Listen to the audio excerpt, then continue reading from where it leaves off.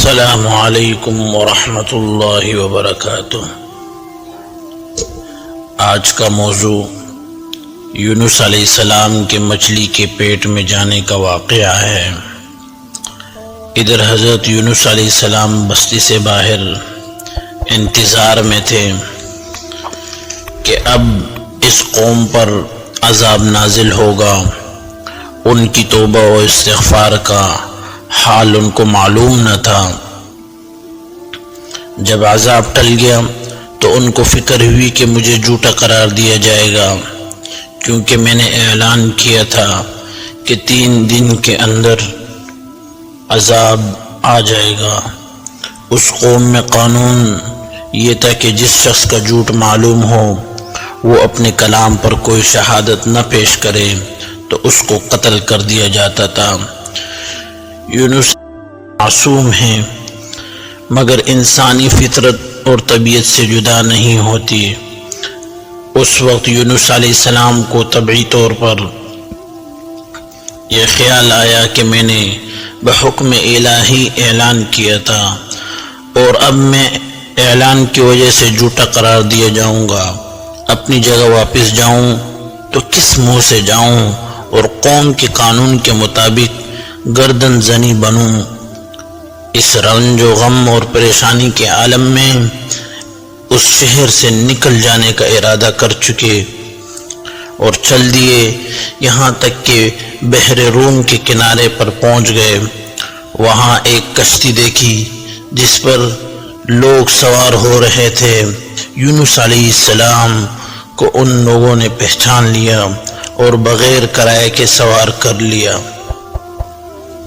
کشتی روانہ ہو کر جب وسط دریا میں پہنچ گئی تو دفعتاً ٹھہر گئی، نہ آگے بڑھتی ہے نہ پیچھے چلتی ہے۔ کشتی والوں نے آواز لگائی کہ ہمارے اس کشتی کی من جانب اللہ یہی شان ہے کہ جب اس میں کوئی ظالم گناہگار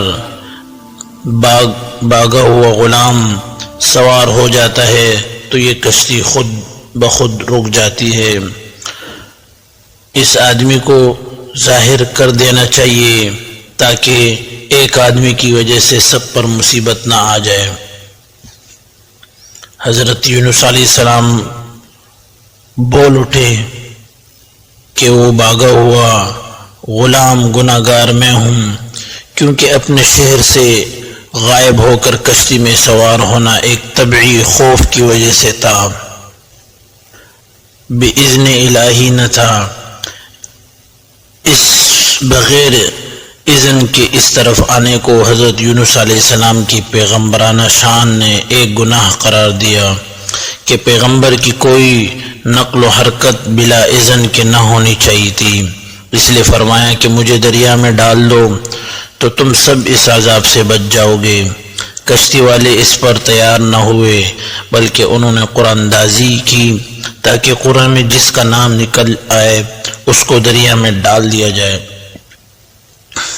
اتفاقاً قرآن میں حضرت یونس علیہ السلام کا نکل آیا۔ ان لوگوں کو اس پر تعجب ہوا تو کئی مرتبہ قرآن اندازی کی، ہر مرتبہ بحکم قضا حضرت یونس علیہ السلام کا نام ہی نکل آتا رہا۔ قرآن کریم میں اس قرآن اندازی اور اس میں یونس علیہ السلام کا نام نکلنے کا ذکر موجود ہے۔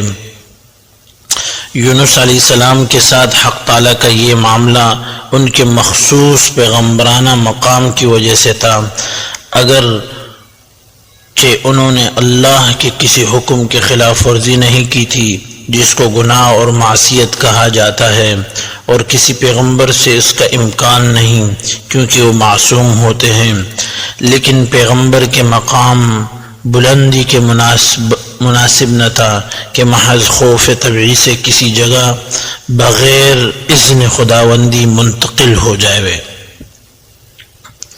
اس خلاف شان عمل پر بطور عتاب یہ معاملہ کیا گیا۔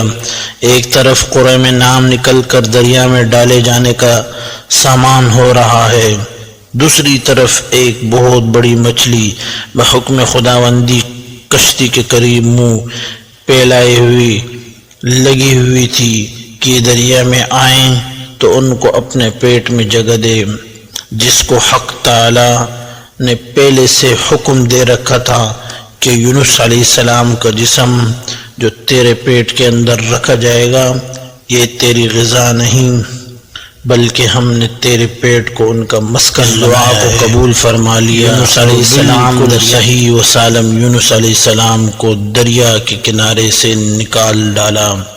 مچھلی کے پیٹ کی گرمی سے ان کے بدن پر کوئی بال نہ رہا تھا۔ اللہ نے ان کے قریب ایک کدو کی لوکی کا پودا اگایا جس کے پتوں کا سایہ بھی حضرت یونس علیہ السلام کے لیے ایک راحت بن گیا، اور ایک جنگلی بکری کو اللہ رب العزت نے ارشاد فرمایا کہ وہ صبح و شام ان کے پاس آ کھڑی ہوتی اور وہ اس کا دودھ پی لیتے تھے۔ اس طرح حضرت یونس علیہ السلام کو اس لغزش پر تنبیہ بھی ہو گئی اور بعد میں ان کی قوم کو بھی پورا حال معلوم ہو گیا۔ یہ ہے یونس